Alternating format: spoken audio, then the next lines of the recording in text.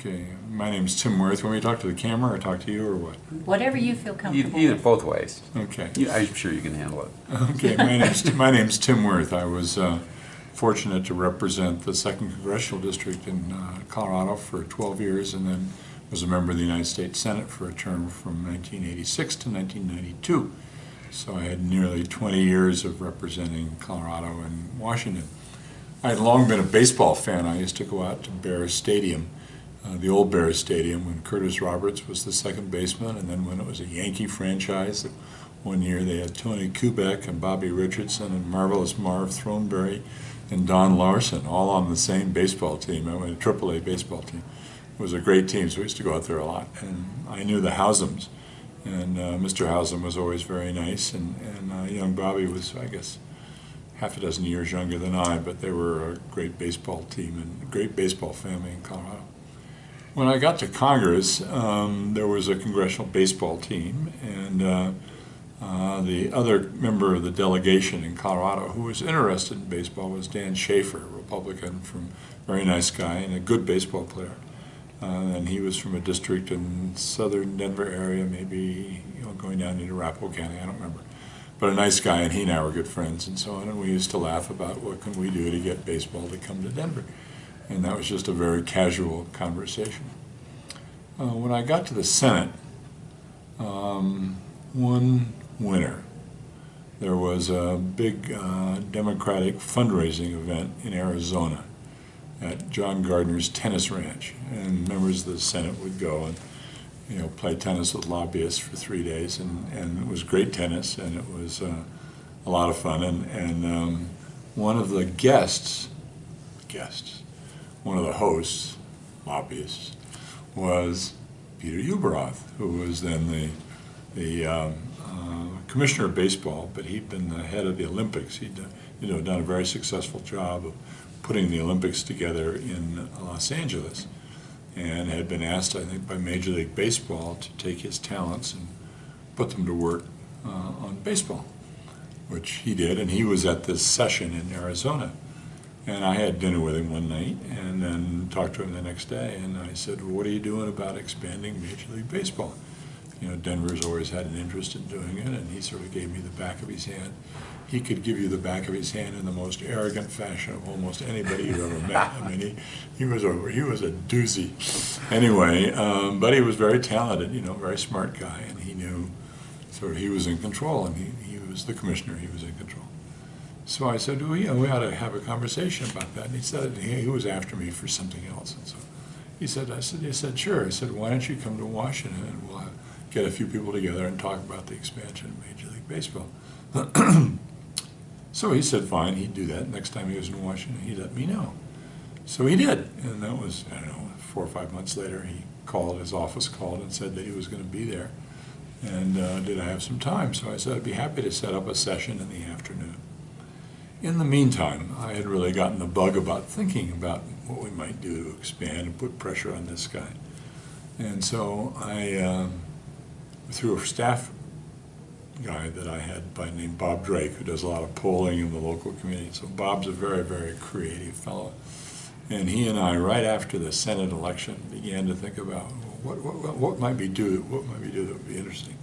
So he said, why don't we establish a Senate task force on the expansion of Major League Baseball? And we had no authority whatsoever. We just did it. We just expanded. We said, we're going to have a Senate task force on the expansion of Major League Baseball. And I said, well, I need a co-chair. I got to get a Republican. So I called John McCain, who was in my same class. We were buddies. And I said, John, what do you think about doing this? He said, great. You do the ball. I got a lot of other things to do. But you do it and just sign me up, whatever you want me to do, whatever you want me to help. That's fine. So then I sent a letter around. We did some homework, and we found out that there were 26 members of the Senate who at one point or another had said that they were hoping that Major League Baseball would expand to their states. I mean, you never thought about Major League Baseball going to Indianapolis. Well, a senator from Indiana was into it. I think it was, I don't remember what it was. And Ohio wanted it, Columbus, Ohio wanted, New Orleans wanted a franchise. I mean, they were all over the place. And there were 26 members of the Senate. said, whoa, this is interesting. You know, we got a built-in group of 26 members of the Senate.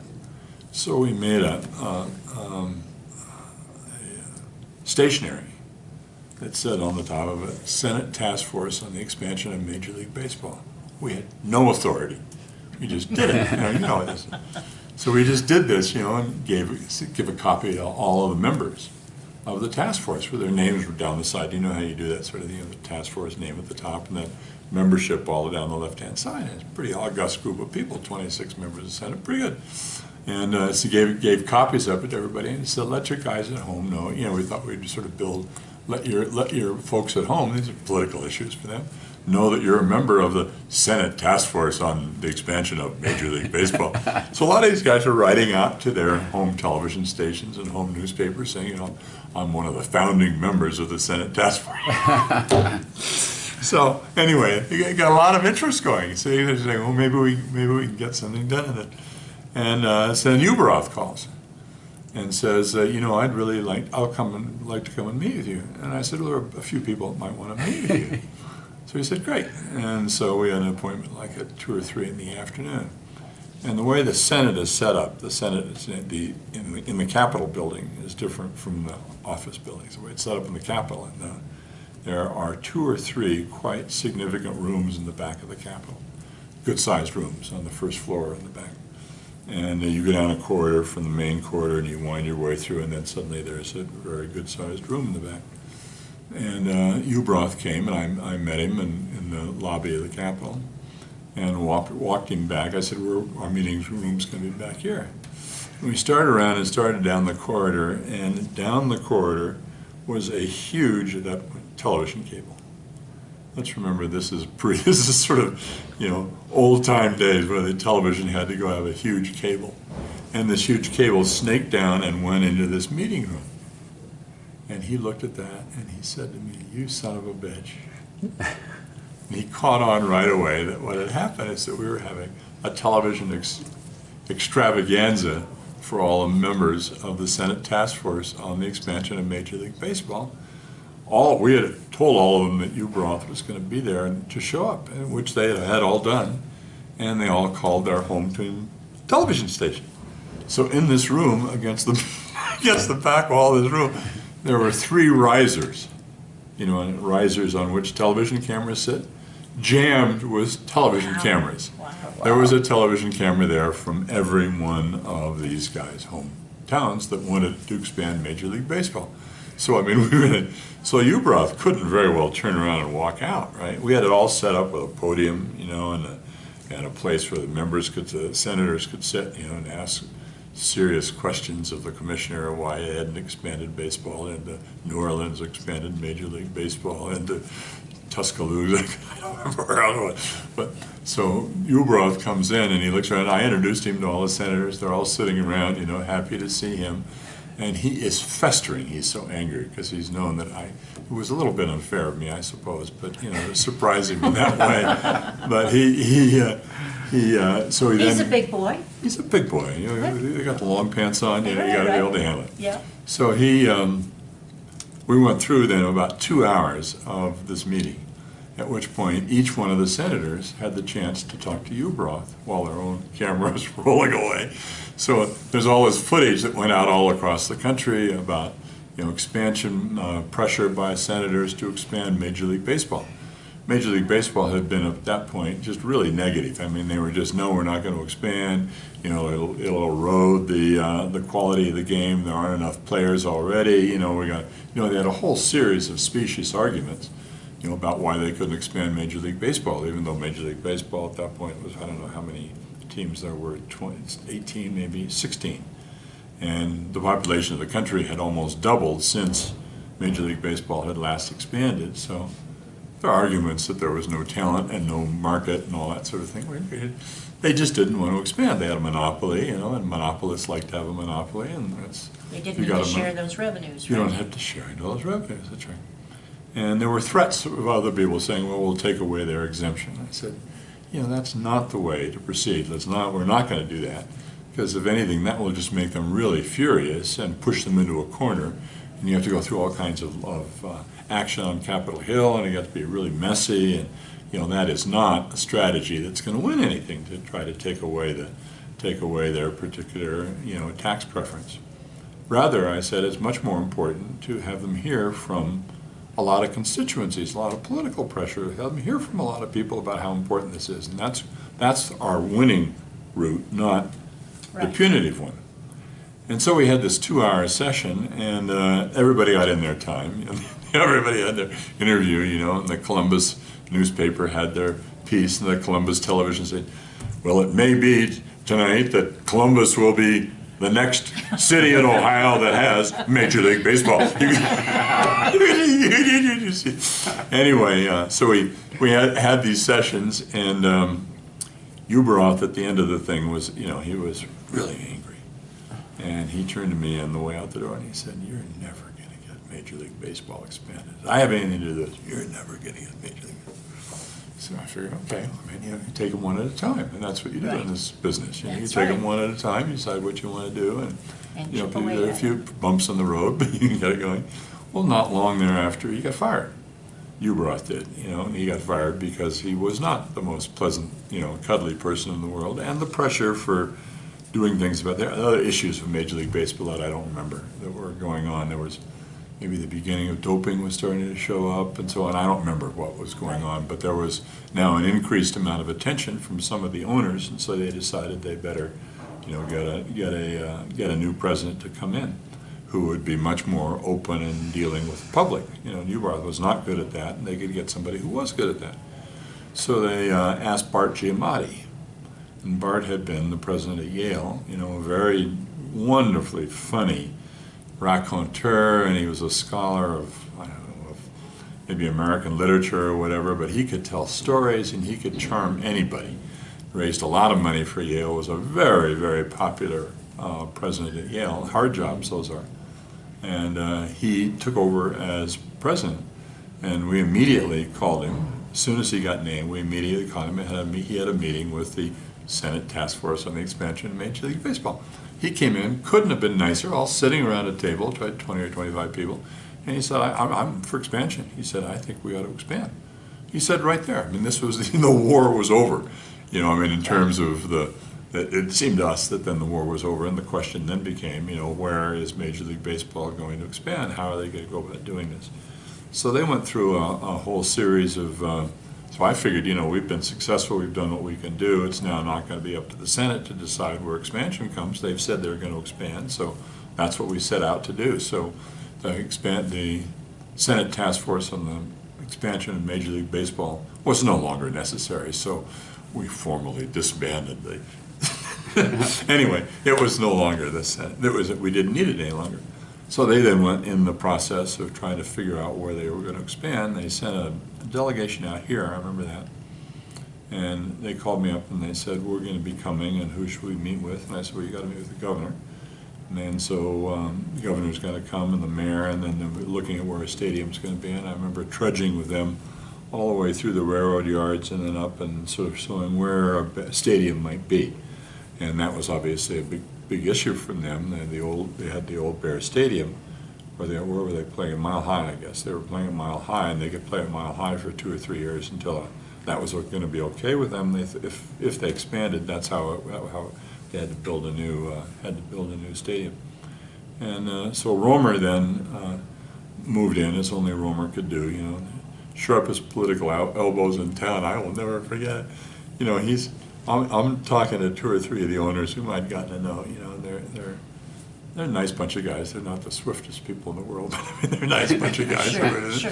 And we were talking about it, and Romer comes in. It's as if he is the person who had the idea and brought it. I thought, Jesus, Roy, good for you, And he's pushing everybody aside and getting in front of the cameras about expanding Major League. It was classic Romer. It was really very funny. Anyway. So they ultimately decided, and what they decided? They decided to expand to Denver and to Florida, right? Right.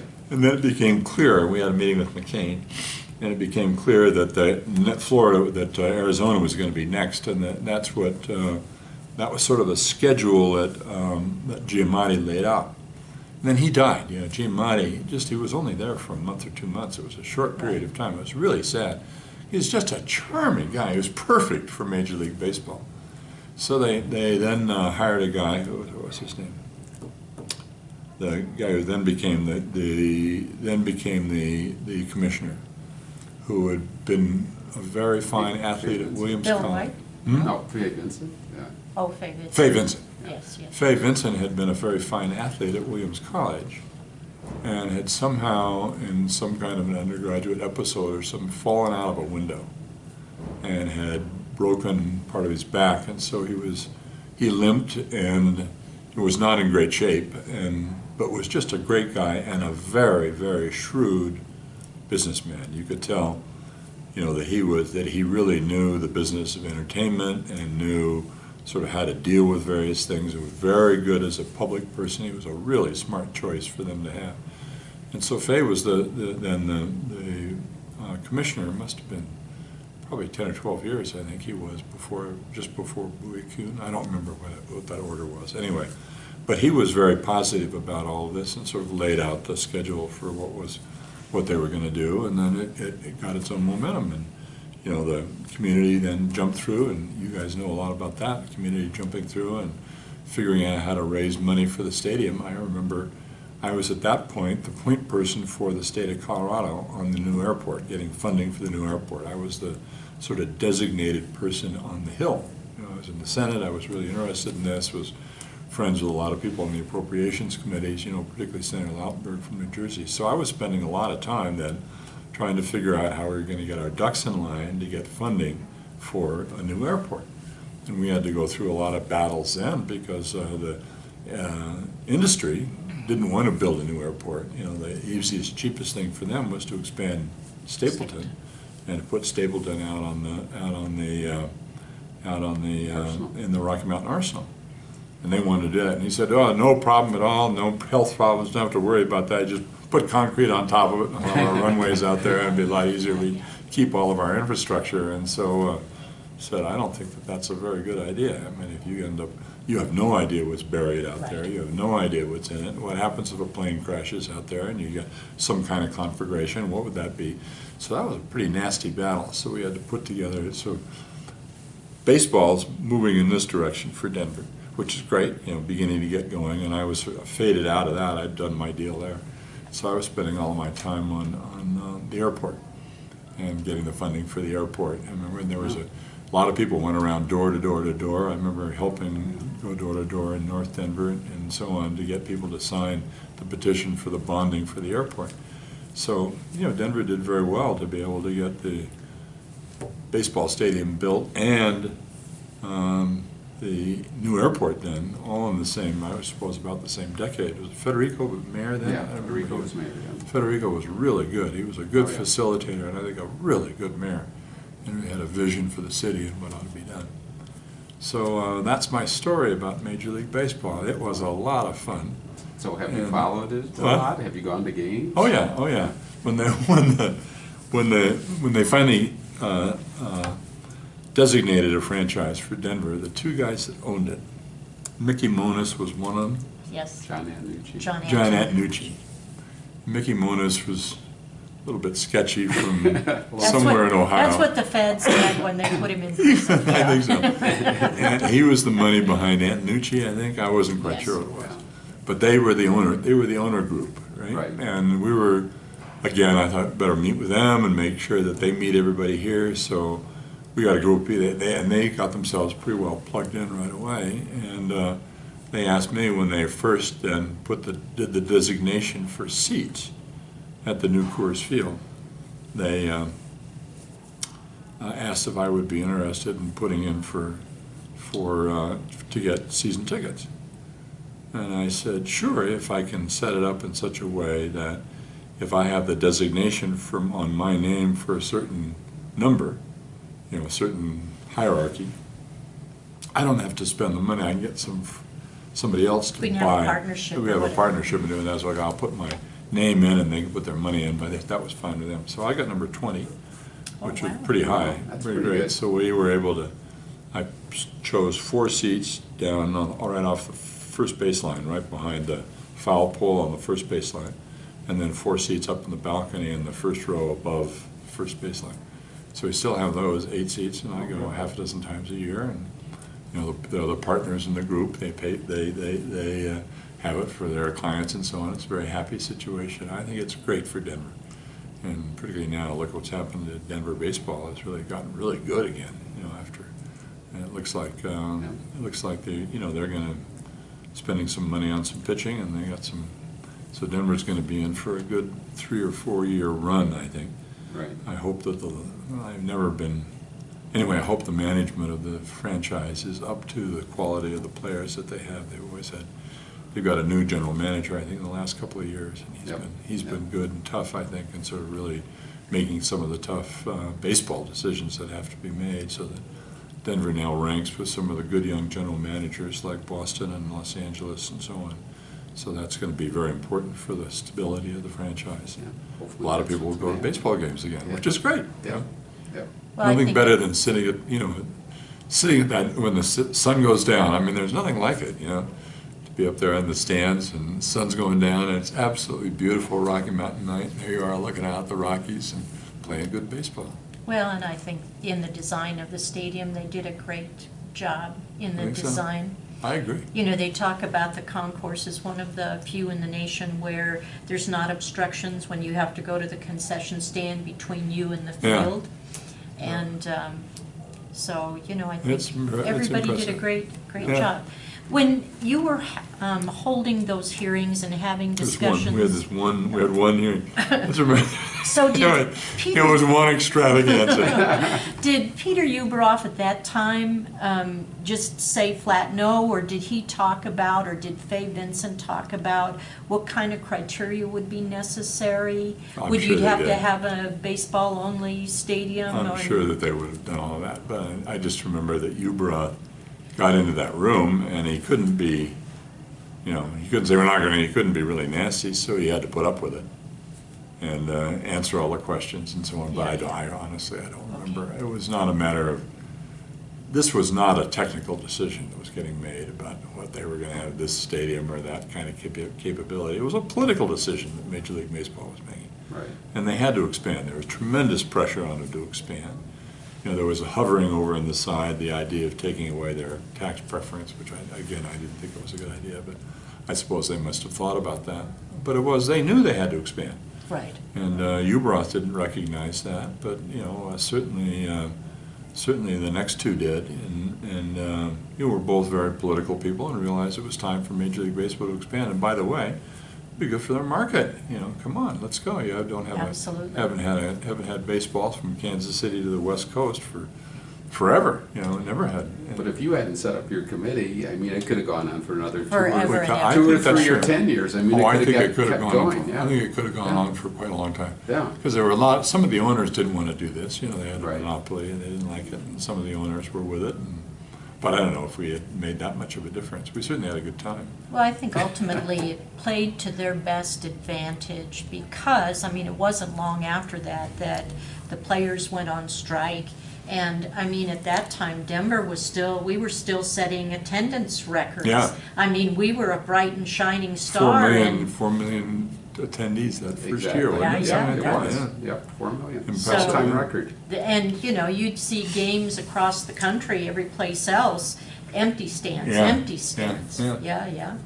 Well, it's good. I can't remember all the criteria. All I know, it was political pressure. That's what it was all about. And Right. It was, you know, developing a constituency, and you know, and McCain was helpful. I mean, he's a shrewd operator, and so he was helping on the Republican side to push this right along. And I think Bob Graham and the Florida delegation has so many people in Florida. Right. You know, and so much pressure to have it come to Florida. That was a logical place for them to go. And if you narrowed down the choice, you know, it was pretty clear that the places that were going to expand that had the best case were Florida, Arizona, and Colorado. I mean, there was just, Well, I that was think- just very clear. We were most worried probably, Joe Gargiola was pushing Phoenix's Yeah, well, it's push. Arizona. And Tampa St. Petersburg had Yeah. already built a stadium Yeah. because the White Sox had kind of led them to believe Yeah, they were going to move. they Yeah, I were going remember to that, come yeah. down there. And so, you know, we're thinking, I don't know, are we going to be odd man out, just a day late and $1 short Yeah. here? Because we were marketing this as the time zone without a team. Oh, is that right? I remember Yeah, that. yeah. So, Anyway, Yeah. it was interesting, and it was good for Denver, and it was a lot of very nice people in Denver involved in it. well, I think I don't know what Neil, happened to Dan Schaefer.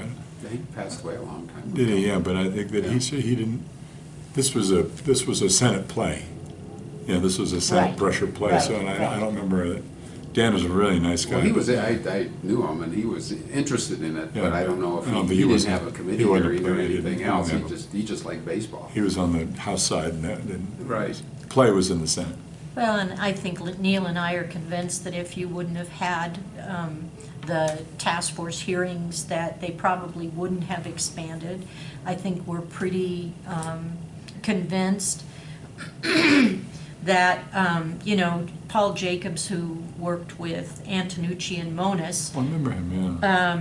when Monis gave him a call and said, that he was going to be indicted by the federal government and he'd no longer be acceptable to Major League Baseball, he had to write a promissory note for $20 million and try to go find some additional Oh, is that what owners. Jacobs had to do that? Yeah. So, we're remember him, thinking, we could have lost it certainly at Yeah. that point, no Yeah. problem. We certainly could have lost an election. I know Woody Page was saying, you guys are going to screw this up.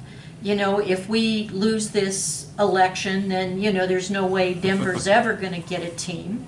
Certainly, the labor unions came to me and said, if you don't designate that it's going to be union labor in this bill, we're going to come out against it. Yeah. Federico's saying, it's got to be a Denver site. If you don't designate in the legislation it's going to be a Denver site, I'm going to have to come out against it.